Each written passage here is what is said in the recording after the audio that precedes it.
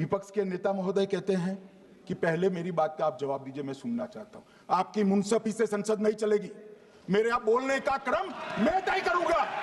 इस तरह से नहीं चलेगी संसद। मान्यवर, उनको धैर्य रखना चाहिए। उनको धैर्य रखना चाहिए मेरा जवाब सुनने का। इनकी एक एक बात का जवाब मैं दूंगा। संसदमध्ये राहुल गांधी आणि अमित शहा जबरदस्त भिडले. कोण बरोबर आणि कोण चुकीचा, चला सविस्तर जाणूया. मित्रांनो, लोकशाहीच्या मंदिरात म्हणजे संसदेत आज जे घडलं ते गेल्या अनेक वर्षात देशाने पाहिलं नव्हतं. हिवाळी अधिवेशनाच्या निमित्ताने बाहेर थंडी असली तरी सभागृहात आज राजकीय पारा उंचांकावर पोहोचला आहे. विषय होता निवडणूक सुधारणाचा, पण चर्चा वळली ती वोट चोरी आणि इतिहासातील काळ्या पानांवर. थेट सामना झाला तो देशाचे गृहमंत्री अमित शहा आणि विरोधी पक्षनेते राहुल गांधी यांच्यात. राहुल गांधींनी शहा यांना थेट आवाहन दिलं. त्यांच्या डोळ्यात बघून त्यांना घाबरलेले म्हटले तर अमित शहा यांनी पलटवार करत असा इतिहास बाहेर काढला की काँग्रेसच्या बाकांवर शांतता पसरली. इंदिरा गांधींनी न्यायाधीशांचा कसं बाजूला केलं. सोनिया गांधी भारताच्या नागरिक नसताना मतदार कशा झाल्या आणि हरियाणात नक्की काय घडलं, चला सविस्तर जाणून घेऊया पूर्ण प्रकरण आजच्या व्हिडिओमध्ये.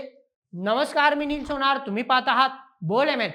सभागृहाचं कामकाज सुरू झालं. निवडणूक सुधारणांवर चर्चा अपेक्षित होती. केंद्रीय गृहमंत्री अमित शहा आपलं भाषण करण्यासाठी उभे राहिले. शहा यांनी सुरुवातीला स्पष्ट केलं की भाजप निवडणूक सुधारणांवर चर्चा करायला घाबरत नाही, पण त्याच वेळी विरोधी बाकावरून राहुल गांधी उभे राहिले. त्यांनी अमित शहा यांना अडवलं आणि थेट एक आवाहन दिलं. राहुल गांधी म्हणाले, मी तुम्हाला चॅलेंज देतो. वोट चोरीच्या मुद्द्यावर मी ज्या 3 पत्रकार परिषदा घेतल्या त्यावर आपण चर्चा करूया.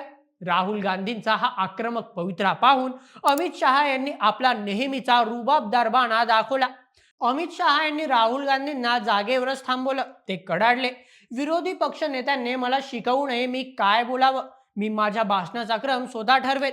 मी 30 वर्षांपासून संसदेत आणि विधानसभेत निवडून येत आहे. आजवर असं कधीही घडलं नाही की कोणी मला सांगावं मी कसं उत्तर द्यायचं. शहांचा हा पवित्रा सांगत होता की ते कोणाच्याही दडपणाखाली येणार नाही. तुमच्या प्रत्येक प्रश्नाचं, प्रत्येक आरोपाचं उत्तर मी देईल, पण माझ्या पद्धतीने आणि माझ्या वेळेनुसार, असं शहा यांनी ठणकावून सांगितलं.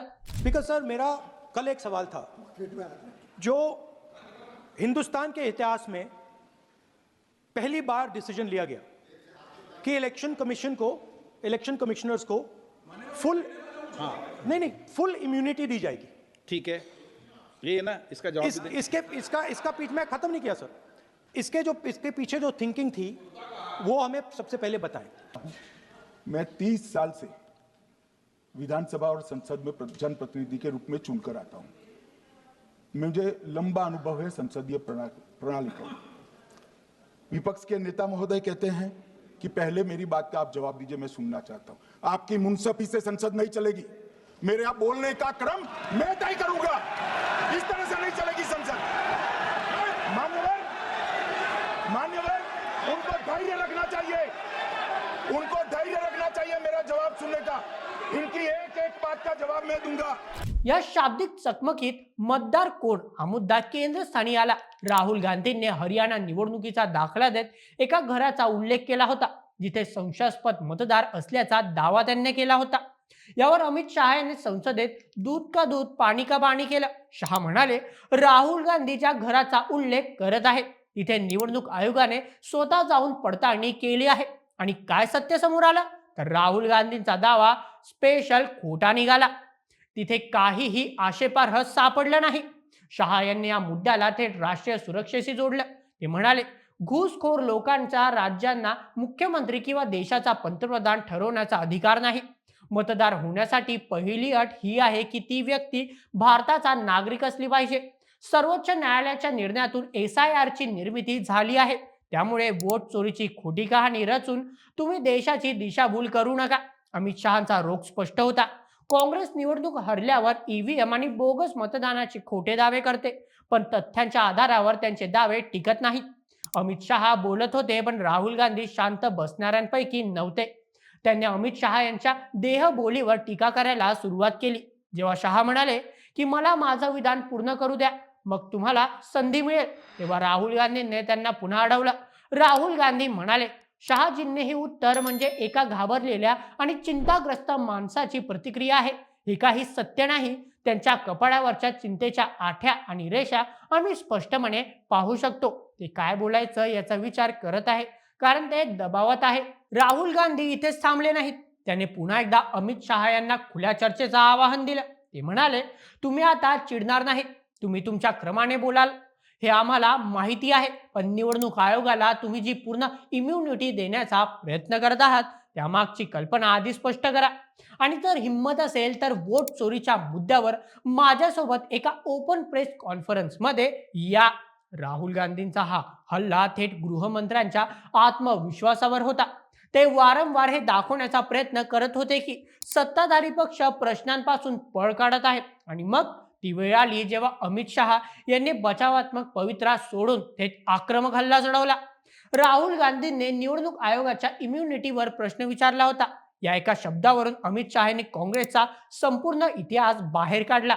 अमित शहा संसदेत गरजले, तुम्ही इम्युनिटीवर प्रश्न विचारला, मग इंदिरा गांधींनी स्वतःसाठी जी इम्युनिटी घेतली होती त्याचं काय, ते विसरलात का?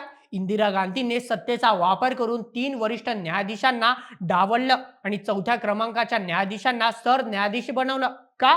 कारण त्या 3 न्यायाधीशांपैकी एकावर मत चोरीचा आरोप होता. हा इतिहास सांगून शहा थांबवले नाही. त्यांनी आता आपला मोर्चा सोनिया गांधींकडे वळवला. शहा यांनी एक अत्यंत गंभीर आणि खळबळजनक विधान केलं.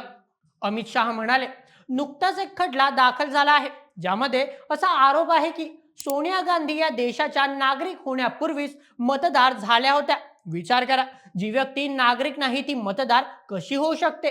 सोनिया गांधींना याचं उत्तर न्यायालयात द्यावंच लागेल. मी आज कोणताही निष्कर्ष काढत नाहीये, पण जेव्हा त्या उत्तर देतील तेव्हा मी निष्कर्षापर्यंत पोहोचेन. शहांच्या या विधानाने सभागृहात एकच गोंधळ उडाला. राहुल गांधींच्या वोट चोरीच्या आरोपाला अमित शहा यांनी नागरिकत्व चोरी आणि न्यायव्यवस्थेतील ढवळाढवळ या मुद्द्याने उत्तर दिले. या हाय व्होल्टेज ड्रामामध्ये एक गोष्ट स्पष्ट झाली, भाजप आणि काँग्रेस आता जुन्या जखमा पुन्हा उकरून काढत आहेत. एकीकडे राहुल गांधी आहेत जे सातत्याने ईव्हीएम आणि निवडणूक प्रक्रियेवर संशय व्यक्त करत अमित शहा यांना घाबरलेले म्हणत आहेत, तर दुसरीकडे अमित शहा आहेत जे 30 वर्षांचा अनुभव पणाला लावत इंदिरा गांधी आणि सोनिया गांधींच्या इतिहासाचे दाखले देत काँग्रेसला आरसा दाखवत आहेत. मित्रांनो, मत चोरीचा हा दावा आता केवळ आरोपांपुरता राहिला नाही, तर तो आता नागरिकत्वाच्या आणि घटनात्मक संस्थांच्या विश्वासार्हतेवर येऊन ठेपला आहे. सोनिया गांधींच्या नागरिकत्वावर अमित शहा यांनी केलेल्या दाव्यावर काँग्रेस काय उत्तर देणार आणि राहुल गांधीच्या ओपन डिबेटच्या चॅलेंजला भाजप स्वीकारणार का, हे पाहणं महत्वाचं ठरणार आहे. बाकी तुमचं काय मत या पूर्ण भाषणावर? तुम्हाला काय वाटतं, कोण बरोबर कोण चुकीचा? तुमचे मत आम्हाला कमेंटमध्ये नक्की कळवा आणि अशाच व्हिडिओसाठी सबस्क्राईब करा बोल एमएच आपल्या युट्यूब चॅनलला. धन्यवाद.